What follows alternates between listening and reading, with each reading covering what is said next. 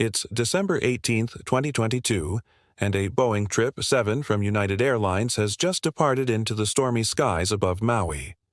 At first, everything appears routine as the Boeing climbs steadily, but then things start to go wrong. The captain notices something, is off when the airspeed increases faster than expected as he tries to figure out the cause. He momentarily loses focus on the flight directors, missing the fact that the aircraft is beginning to climb less steeply by the time he realizes, what's wrong? It's already too late.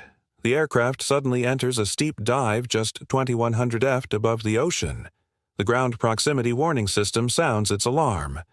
The crew is now in a race against time to regain control and avert disaster as the ocean rapidly approaches. Will the pilots manage to pull out of this dive in time? This is the story of United Airlines Flight 1722. Just as piecing together the story of a flight can be challenging, tracing your own family history can also be a complex journey. That's why I've partnered with My Heritage. My Heritage is an incredible tool that makes researching your family history easier than ever, with access to over 20 billion historical documents. My Heritage allows you to explore your roots and discover long-lost relatives. One of the features I love is their Instant Discoveries tool. It allowed me to add entire branches to my family tree. With just one click using this feature, I was able to trace my family back 4 generations. This is my great-great-grandfather. Born in 1855, he worked in construction in a little town called Maui here in the Netherlands. He married in 1884, and 8 years later he became the proud father of my great-grandfather Daniel through My Heritage. I uncovered this story, but I also reconnected with distant relatives I hadn't spoken to in a long time. What really touched me was finding an old photograph of my great-great-grandfather through My Heritage's extensive records, seeing his face. For the first time, felt like I was meeting him in a way. What's even better is that I could enhance the photo using one of My Heritage's tools, bringing my family's history to life in a way I never thought possible. If you've ever been curious about your family's past, My Heritage is the perfect place to start. Sign up for a 14-day free trial and enjoy all the amazing features My Heritage has to offer on the afternoon of December 18th, United Airlines Flight 1722. A Boeing 7200 was set to depart. The flight was scheduled to depart from Kahului Airport and fly across the Pacific Ocean, heading northeast toward the U.S. mainland, with San Francisco International Airport as its destination. The route covered a distance of approximately 2,400 kilometers. With an estimated flight time of around 5 hours, the weather in the region was far from ideal. With heavy rain reducing visibility to make things worse, there were warnings about low-level wind shear. Despite these challenging conditions, United Flight, a 1722 carrying 281 passengers and crew, was scheduled to depart on time. The captain for the flight was a 55-year-old experienced pilot who had logged over 600 flight hours, of which 5,000 were on the Boeing trip. 7 with 300 as pilot in command for this flight. He was the pilot flying the first officer who had previously worked at Hawaiian Airlines, had around 5,300 flight hours. However, he had only 120 hours on the Boeing trip. 7 making him relatively new to both the aircraft and United Airlines for this flight. He was the pilot, monitoring the pilots arrived as the aircraft was being prepared for departure. The captain first spoke with the purser, who reported that the earlier descent and arrival into Maui had been turbulent.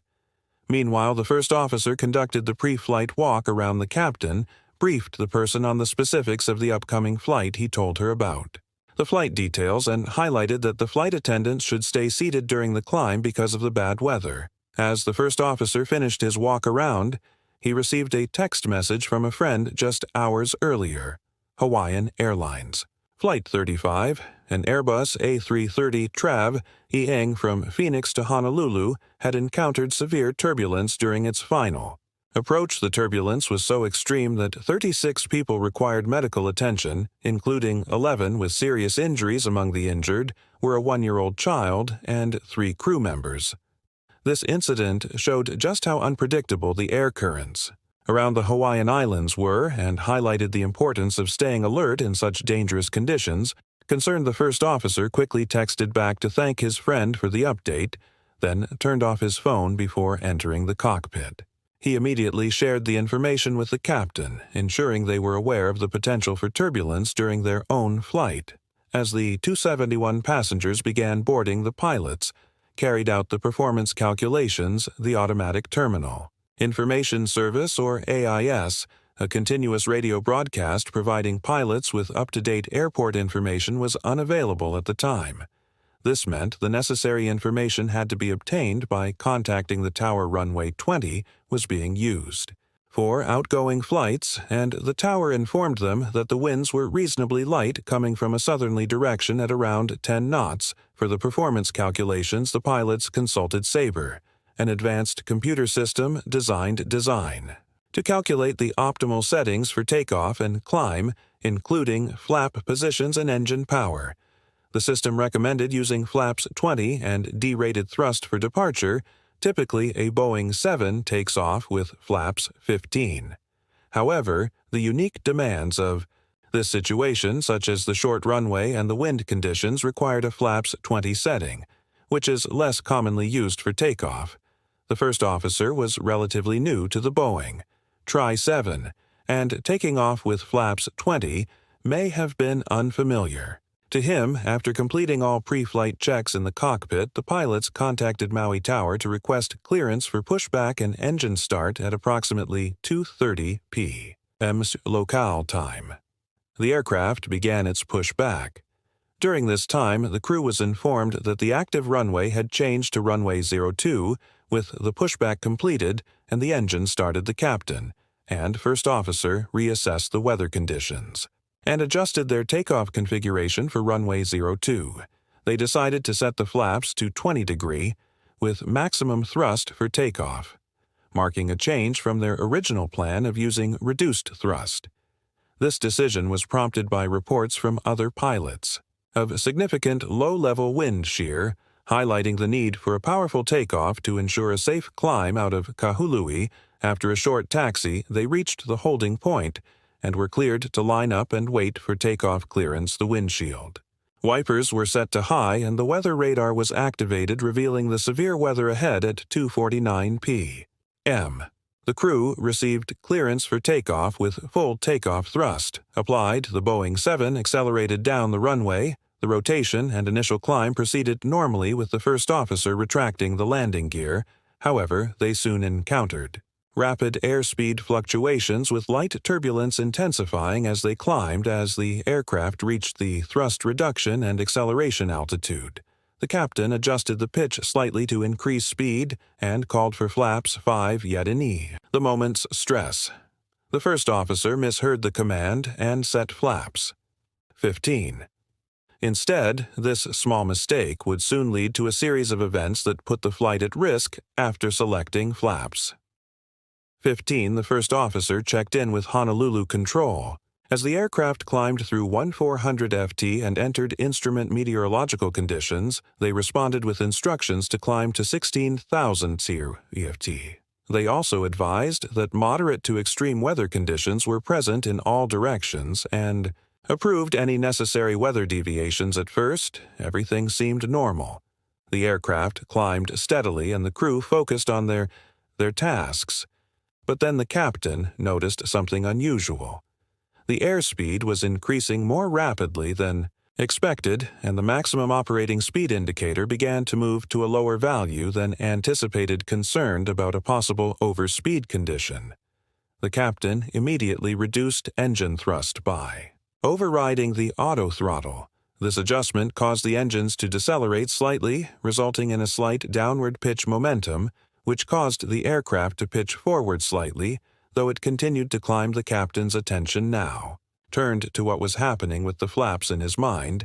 Flaps 5 should have been selected as he had called for them, but since that was not happening, he began to anticipate some kind of flap malfunction.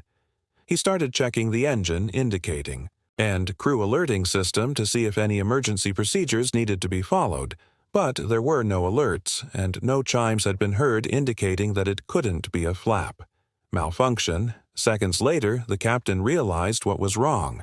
The flaps were set to 15, not to 5. He called for flaps 5, again, twice, and then looked at the first officer to ensure he was selecting the correct flap setting, but by then the situation had already escalated. The aircraft's pitch was decreasing, and the airspeed continued to rise. The first officer, noticing the rapid increase in airspeed and the changing pitch, asked the captain about the situation but received no immediate response. Instead, the captain, likely still concerned and focused on the impending flap overspeed condition, asked for flaps 1. The first officer thought it was strange that the captain was pitching forward in response to a high-speed event, however. Because of the moderate turbulence, he was unsure if the captain was actually reacting to handling difficult IDES windar, or if they might even have some sort of instrumentation problem. While the captain was focusing on the flap settings, he failed to notice that the downward pitch motion of the nose had continued. The Boeing Tri-7, no longer correctly configured for its speed and altitude, began to descend rapidly. The descent rate increased to over 600 ft per minute, a dangerous rate in any situation, but especially just after takeoff and having barely gained altitude, the ground proximity warning system. A critical safety system designed to prevent controlled flight into terrain began issuing. Its warnings, the system blared over and over. The first officer, recognizing the imminent danger, called out the warnings, now fully understanding the situation. The captain knew he had to act fast to prevent a disaster inside the cabin. The passengers were unaware of the technical issues unfolding in the cockpit. They only knew that something was wrong. The aircraft suddenly dropped and many were thrown against their seat belts. Panic began to spread as the aircraft continued its descent in the cockpit. The captain acted fast as they broke through the clouds and found themselves face to face with the ocean. Death stared them in the eyes. The captain pulled back on the control column, initially reducing the thrust slightly, likely to avoid a flap over speed they were still dealing with, but quickly added maximum thrust as part of their controlled flight into terrain. Escape maneuver, he fought to bring the aircraft back under control. The descent finally stopped at just 748 ft. Above the ocean's surface, the Boeing Tri-7 began to climb again, with the aircraft now pitched up to 23 degrees nose up, reaching a maximum climb rate of 680 ft per minute.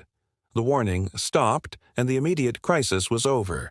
But the experience left the crew and passengers deeply shaken. Among the passengers were individuals who later recounted the terrifying moments when the aircraft dove towards the ocean. One passenger described seeing nothing but water filling the window, convinced they were about to crash. The screams and panic in the cabin were overwhelming. It wasn't until the captain made an announcement reassuring everyone that everything was okay again that a sense of calm slowly returned from the moment the captain looked away from his primary flight display to investigate the flap issue until the aircraft reached the lowest point of its nosedive, just 748 ft above the ocean. Only about 10 seconds had passed. During those few critical seconds, the Boeing 777, which had initially climbed to around 200 ft, saw its descent rate accelerate to over 600 ft per minute, bringing the aircraft dangerously close to disaster. Had the crew reacted just a few seconds later, they would likely have crashed into the water.